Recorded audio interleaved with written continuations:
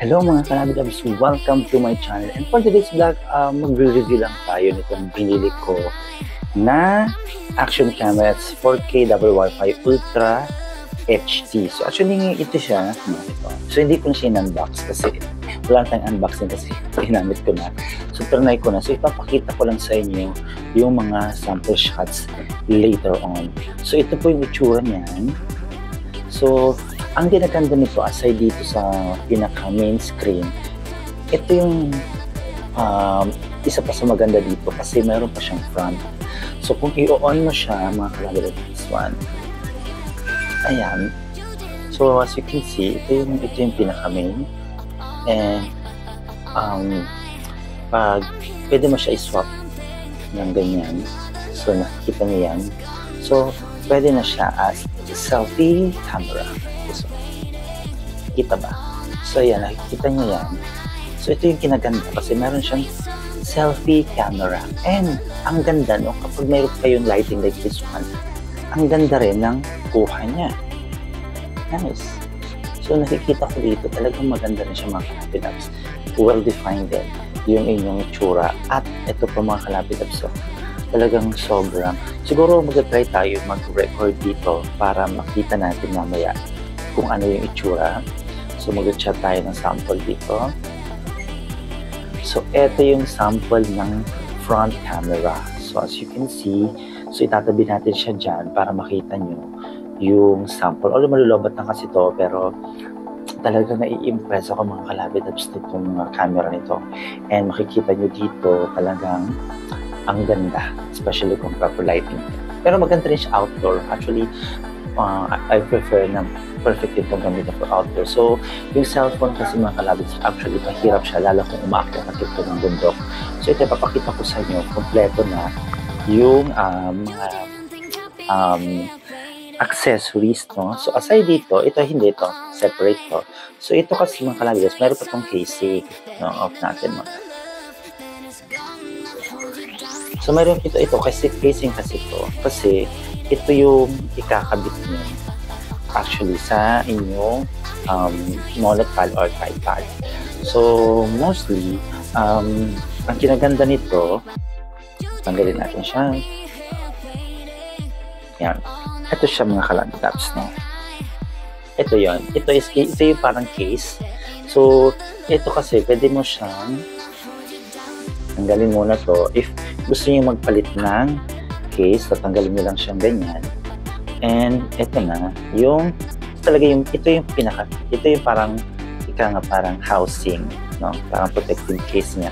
Magiging holder siya if gusto nyo gamitin siya on tripod.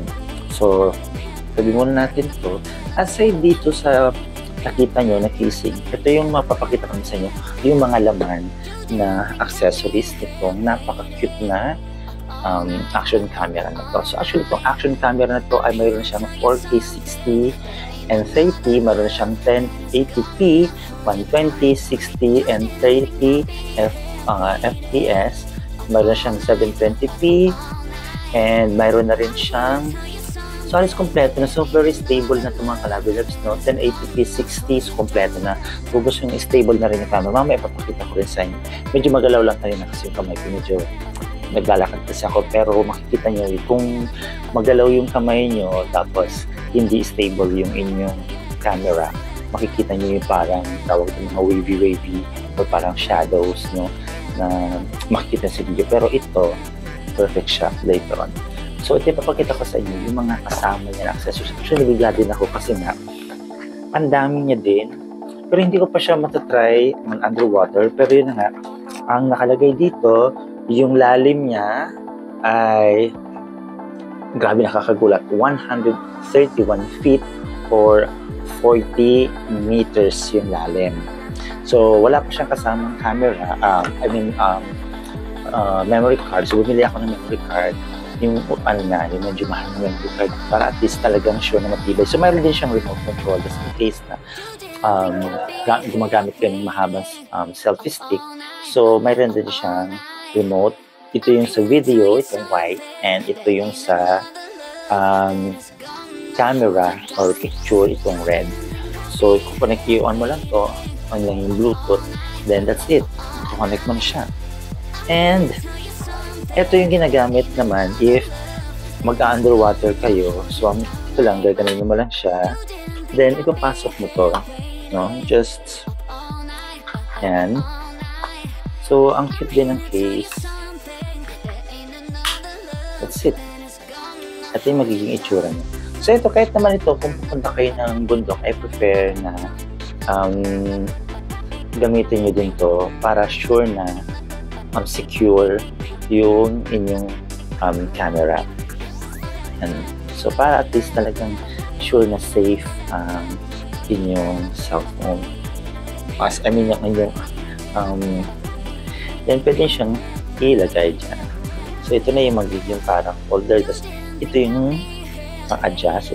Pagkanin mo na siya, isusupsuk mo na siya dyan. Yan, para malak. That's it. So, pwede mo siyang ma-adjust na ganito.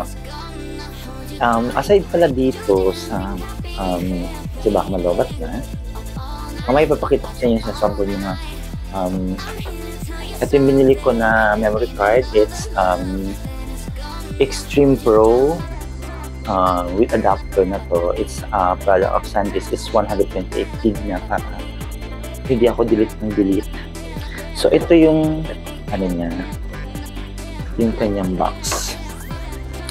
Actually matagal din naman siyang malabot, depende na sa inyo. Pero siguro ipag-off niyo na lang para hindi niyo ginagamit para mas maintain yung ito yung kung gusto nyo. Actually, I prefer yung internal microphone na mismo camera. Maganda rin yung sound.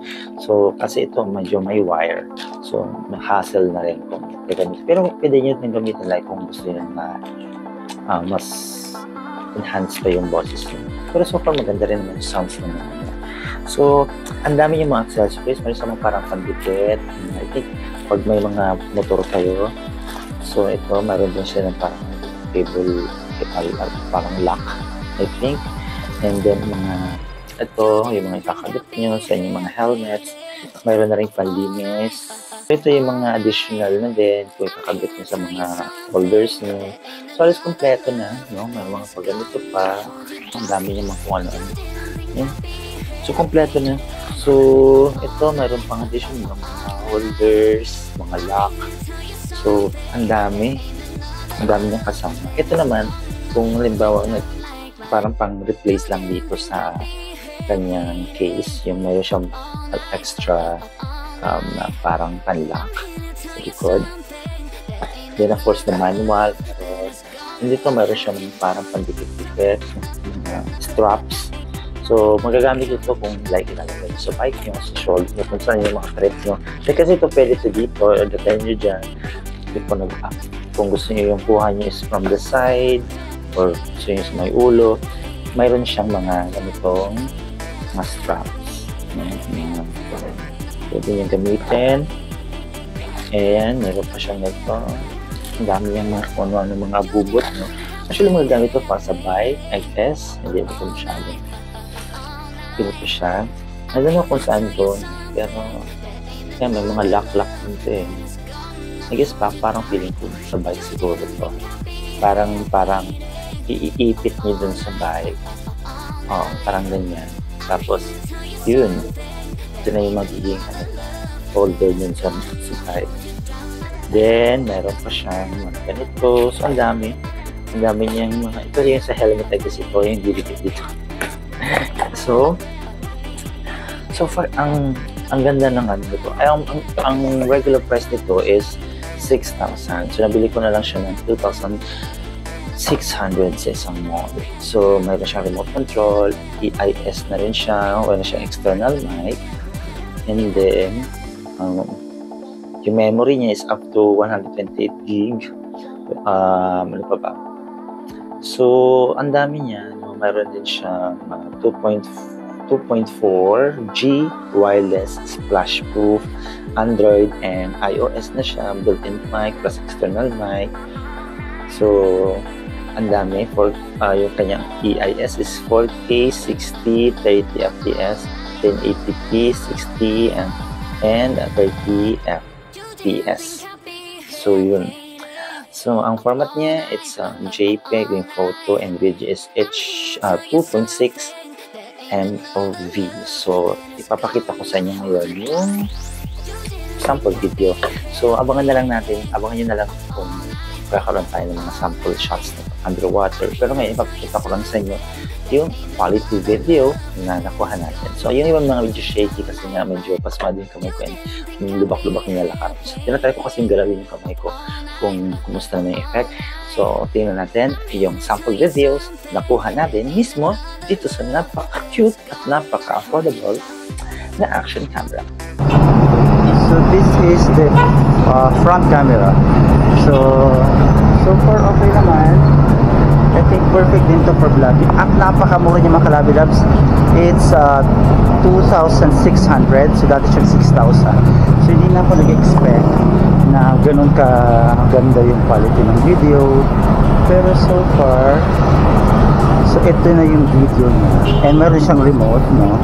So ipapakita ko yung mga accessories later on. So trinay ko lang yung outdoor shots kung malinis. And so far, it's good.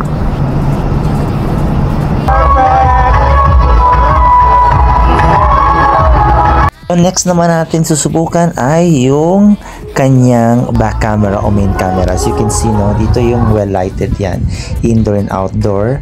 So far ang ganda niya, no, talagang makikita nyo dyan, okay naman yung quality ng kanyang camera o ng kanyang video. Makita nyo talaga napakaliwanag and stable siya mga Kalabi Labs, no. So ito yung sa loob ng mall.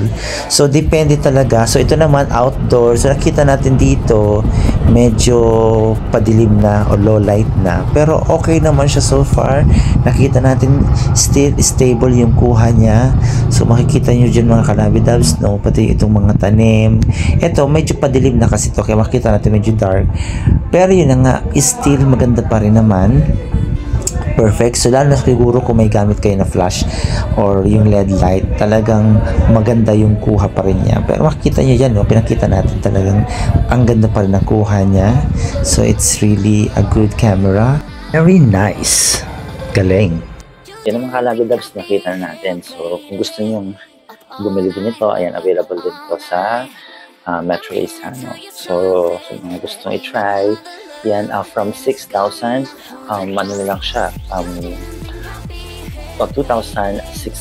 So, baka konti na lang yung stocks nito. Kaya sa mga gustong bumili din ito, buy na kayo mga Kalabi Labs, no? Especially sa mga katulad ko na medyo kapo sa budget, napagaganda na ng quality. Nakita nyo naman kanina yung mga videos. So, abangan nyo na lang yung mga magiging vlog natin kapag paakit tayo ng budok. Ito yung gagamitin natin. At sabihin ko na lang yung gamit ko para makita nyo na lang. So, yun na muna. Thank you so much and see you on my next vlog. This is Mon James D, a vlogger. Chula. Bye!